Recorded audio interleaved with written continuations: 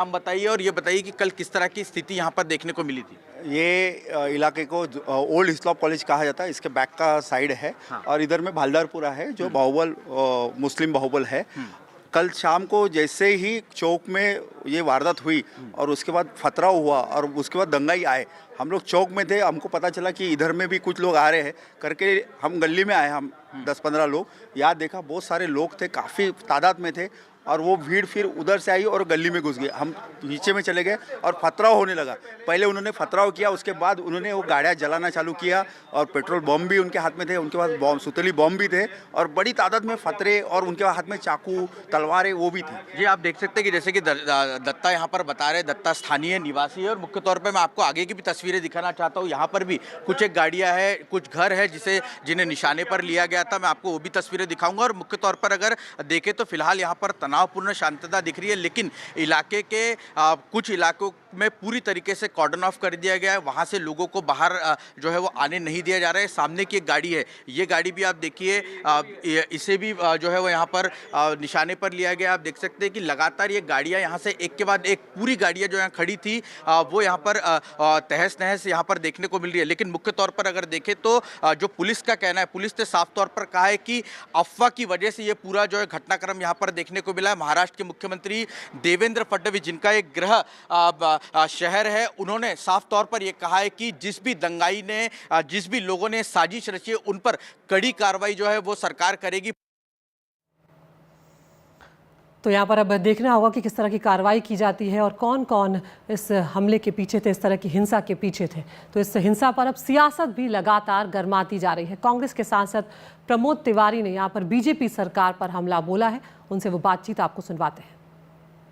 हमारे साथ हैं कांग्रेस में राज्यसभा के डिप्टी लीडर हैं प्रमोद तिवारी। नागपुर की जो घटना हुई है, हिंसा कैसे देखते हैं? ये हुई नहीं, ये कराएगी, ये मेरा सीधा सीधा इल्जाम है। आप देखिए ना, 10 दिन से कैसी बयानबाजियाँ हो रही थी एक ऐसे मुद्दे पर जो सैकड़ों साल पुराना है। कोई नई बात तो उभरी नहीं थी।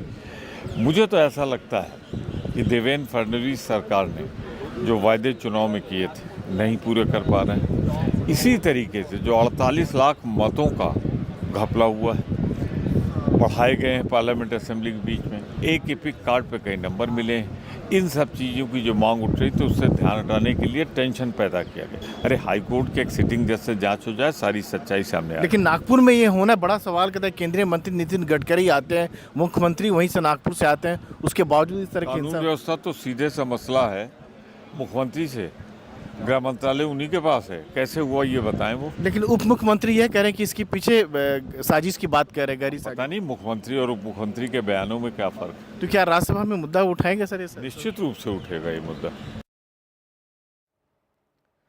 तो यहाँ पर कांग्रेस जो है वो सरकार पर सीधे तौर पर निशाना साध रही है। वहीं बीजेपी के सांसद अनूप धोत्रे जो है, उन्होंने कांग्रेस पर सवाल उठाए। धोत्रे ने हिंसा को सुनियोजित साजिश बताया। जी, कल आपसे बात हुई थी और मैंने आपसे सवाल किया था कि लॉ एंड ऑर्डर पर सवाल तो खड़े नहीं हो जाएंगे, वायलेंस तो नहीं हो जाएगा, इस तरह की कॉल जो दी गई है औरंगजेब की कब्र को लेकर। लेकिन नागपुर में जिस तरह की घटना सामने आई है, कल आगजनी भी हुई, वायलेंस भी हुआ, क्या कहेंगे? आप जो कह रहे हैं कि मैंने कल कहा था कि वायलेंस नहीं होगा और आज वायलेंस हो गया, तो ये वायलेंस नहीं हुआ, ये प्लान्ड वायलेंस है।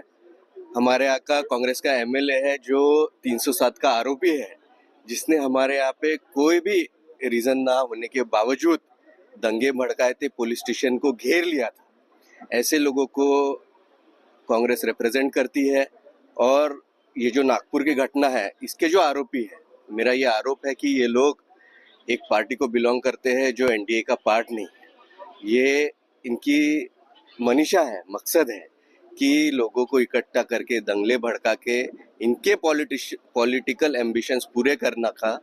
और इसके लिए ये सामान्य लोगों का बड़ी लेते हैं, सामान्य लोग जेल में जाते हैं, ये कॉर्पोरेटर एमएलए एमपी बन जाते हैं। आप बहुत बड़ा आरोप लगा रहे हैं। आप कांग्रेस के एमएलए को कह रहे हैं कि उसने एक सोची समझी साजिश के तहत इस तरीके से दंगा वहाँ पे भड़काया है। हमारे आकुला का तो प्रूफ है, पुलिस के पास प्रूफ है, वो आरोपी है दंगों का। तो ऐसे लोग एमएलए बन जाते हैं, ऐसे लोगों को कांग्रेस टिकट देती है। कई वीडियोस आप इनके एमएलएस के एमपीस के देखेंगे तो इन्होंने दंगे भड़काए हैं, हिंदुओं के खिलाफ स्टेटमेंट दी है और इन लोगों को कांग्रेस ने टिकट दी है। तो ये तस्वीरें भी साफ तौर पर बयां कर रही है कि किस तरह से नकाब भी ढका हुआ था, अपना चेहरा ढका हुआ था, नकाब पहना हुआ था। उसके बाद पत्थरबाजी की जा रही है, पुलिस को निशाना बनाया जा रहा है। कई गाड़ियों को किस तरह से तोड़ा गया है आप ये भी इन तस्वीरों में देख सकते हैं। और कई लोग हैं जो सीसीटीवी में साफ तौर पर नज़र भी आ रहे हैं। लेकिन सवाल यहाँ पर यह भी उठ रहा है कि इतनी बड़ी अगर साजिश को अंजाम दिया जा रहा था तो आखिर पुलिस का, प्रशासन का इंटेलिजेंस कहाँ था, वो क्या कर रहा था। इधर शिवसेना उद्धव गुट की सांसद प्रियंका चतुर्वेदी जो हैं, उन्होंने हिंसा को लेकर फडणवीस सरकार पर निशाना साधा है। हमारे साथ हैं शिवसेना उद्धव ठाकरे की सांसद प्रियंका चतुर्वेदी। नागपुर में कल बड़ी हिंसा हुई है। मैम, किसको जिम्मेदार मानती हैं? आपने ट्वीट किया है कि महाराष्ट्र अब इनस्टेबिलिटी की ओर बढ़ रहा है। इंस्टेबिलिटी की ओर बढ़ाया जा रहा है। मैंने कहा इंस्टेबल नहीं हो रहा है, ये लोग कर रहे हैं। पहले ये एकनाथ शिंदे थे जो महाराष्ट्र में जो बिजनेसेस आते थे वो उठाकर गुजरात कर देते थे क्योंकि अमित शाह को उनको पूजना था। आज ये सोच समझकर महाराष्ट्र को सबसे विकसित राज्य से एक फिसड्डी राज्य बनाने की होड़ में लगे हुए हैं, जिस वजह से हिंसा भड़क रही है। इसकी एक पृष्ठभूमि है वो भड़काऊ भाषण, वो उनके कैबिनेट मंत्री जो लगातार बकवास कर रहे थे, आज उनकी वजह से हुआ है। खुद नितिन गडकरी ने कहा है नागपुर में कभी ऐसी हिंसा नहीं हुई है, कम्युनल वायलेंस नहीं हुआ है, जो आज देखने को मिल रहा है। और बीजेपी के राज्यसभा सांसद अशोक चौहान ने कहा है कि इस पूरे मामले की जांच होना चाहिए और जो भी दोषी हैं उन पर कार्रवाई जरूर की जाए।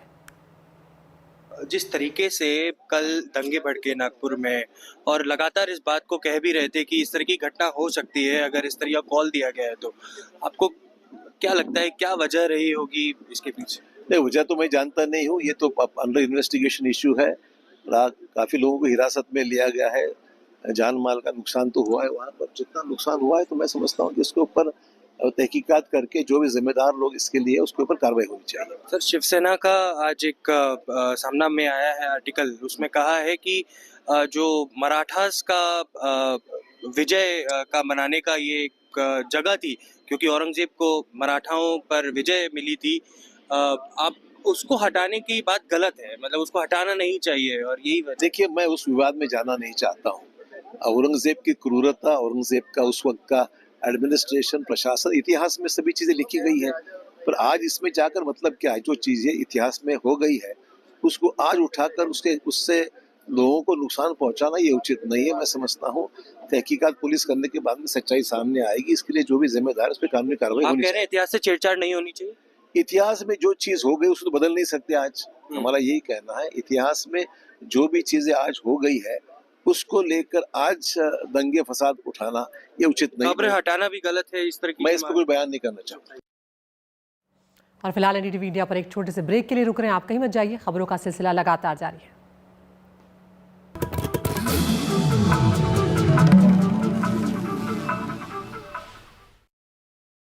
दांतों की झंझनाहट से रोजाना सुरक्षा। सेंसोडाइन का नया छोटा पैक सिर्फ 20 रुपए में। नहीं बनाते हैं हम, खबर नहीं बनाते, हम वही रिपोर्ट करते हैं जिसमें कथ्य से ज्यादा तथ्य होते हैं, क्योंकि तथ्य ही मायने रखते हैं।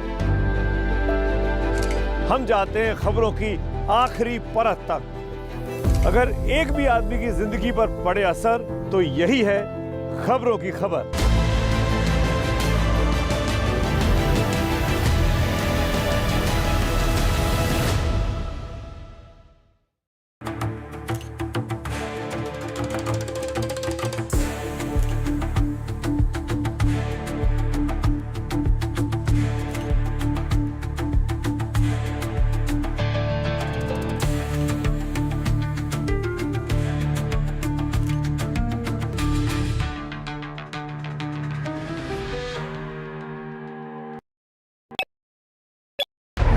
बकवास नहीं विश्वास, बवाल नहीं सवाल, ना हल्ला ना शोर, बस मुद्दों पर जोर। हर रोज एक मसला, सबसे जरूरी मुकाबला। हिंदी टेलीविजन का सबसे पुराना डिबेट शो सिर्फ एनडीटीवी इंडिया पर। रोज बदलती है दुनिया, लड़ती है दुनिया, अमन की बात करती है दुनिया। इस दुनिया में कहाँ है भारत? इस दुनिया के कोने कोने की बात देखिए मेरे साथ एनडीटीवी दुनिया, रोज शाम 8:27 पर सिर्फ एनडीटीवी इंडिया पर। अब कोई नहीं रहेगा अंधेरे में, कोई नहीं रहेगा अंधेरे में। हम आपको लाएंगे कानून के उजाले में। मैं सना रईस खान बताऊंगी कानून की बारीकियां मेरे साथ देखिए रूल ऑफ लॉ, सिर्फ एनडीटीवी पर।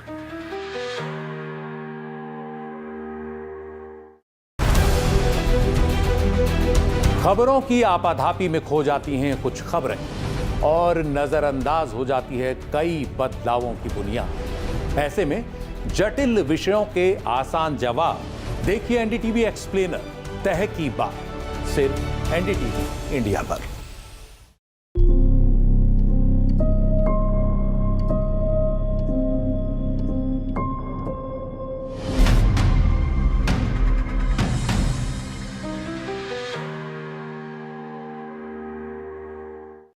से हिमांशु शेखर, राजीव रंजन, आशीष भार्गव, पल्लव मिश्रा, नोएडा से प्रेरणा शर्मा, देहरादून से किशोर रावत, बेंगलुरु से निहाल कुरवई, पटना से मनीष कुमार, प्रभाकर कुमार, गुवाहाटी से रत्नदीप चौधरी, रायपुर से जुल्फिकार अली, रांची से हरिवंश शर्मा, मुंबई से पारस दामा, जयपुर से सुशांत पारिक, हर्षा कुमारी सिंह, लखनऊ से पंकज झा, मैं रणवीर।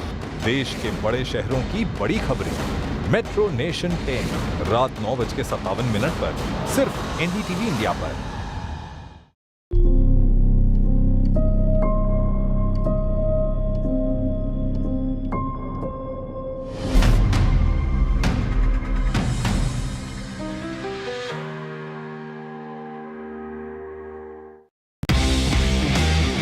इस दुनिया में सबसे जरूरी है फिटनेस, और फिटनेस के लिए सबसे आसान है योगा। योगा जो सिखाता है अलग ढंग से जीना। देखिए मेरे संग फिट इंडिया हर सुबह एनडीटीवी इंडिया पर। हम खबर नहीं बनाते हैं, हम खबर नहीं बनाते हैं, हम वही रिपोर्ट करते हैं जिसमें कथ्य से ज्यादा तथ्य होते हैं, तथ्य होते हैं, क्योंकि तथ्य ही मायने रखते हैं। हम जाते हैं खबरों की आखिरी परत तक। अगर एक भी आदमी की जिंदगी पर पड़े असर तो यही है खबरों की खबर।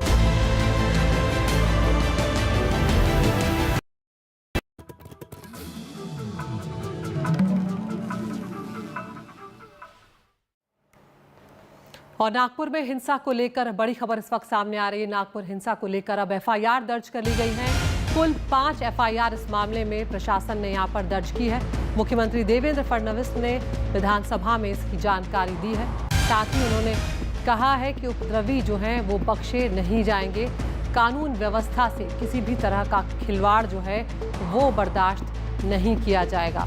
मुख्यमंत्री देवेंद्र फडणवीस ने सदन में ये भी कहा कि हिंसा का सुनियोजित पैटर्न देखने को मिला है।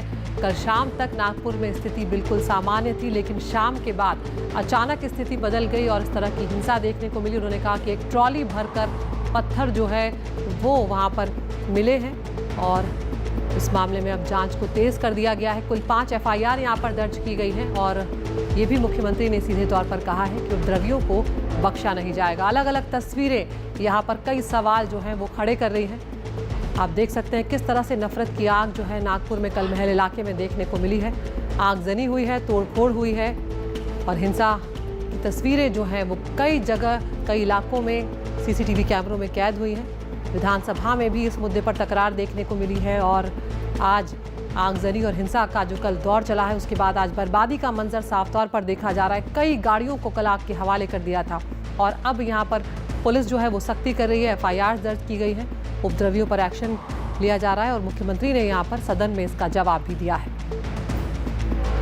तो हिंसा को लेकर महाराष्ट्र विधानसभा में तनातनी भी देखने को मिली है। सत्ता पक्ष और विपक्ष जो है उसके बीच में तकरार देखने को मिली है। महाराष्ट्र की विधानसभा में नागपुर की हिंसा को लेकर कई मंत्रियों के खिलाफ विपक्ष की नारेबाजी जो है वो यहाँ पर सामने आई है। आप देख सकते हैं किस तरीके से पक्ष और विपक्ष के विधायक दोनों एक साथ प्रदर्शन करते हुए नजर आ रहे हैं और कहीं ना कहीं सत्ता पक्ष के लोग औरंगजेब की कब्र को हटाने की मांग कर रहे हैं। वही हमारे साथ विपक्ष के विधायक हैं। जिस तरीके से कल नागपुर में हिंसा हुई उसके बाद कहीं ना कहीं एक बाजू में सरकार कहती है कि सुनियोजित है तो फिर ये इंटेलिजेंट फेलियर है। साथ ही साथ में आपने ये भी देखा होगा कि गए एक हफ्ते